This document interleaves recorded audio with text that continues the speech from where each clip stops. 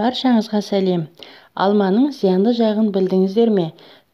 Сіздердің бірауыздан алманың пайдалы екендігін айтатындықтарыңызға сенімдіміз. Алайда диетолог мамандар алманың зиянды тұстарының бар екендігін естен шығармауға кеңес береді.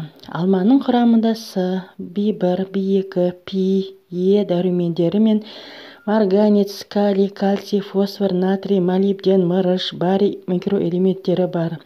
Алмадағы темір қан айналым жүйесіне өте қажет. Сондай-ақ онда жасұнықтың өте көп бөлігі бар.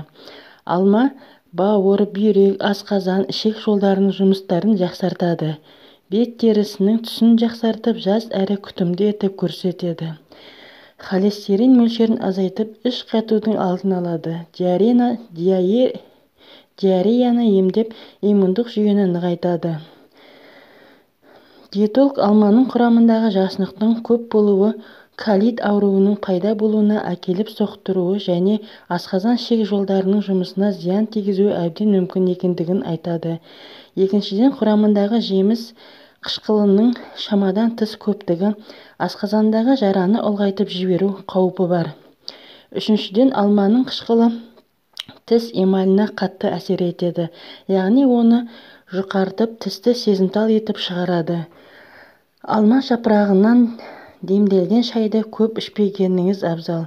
Мұның қант диабеті ауруына шалдықтыратындығы дәлелденген.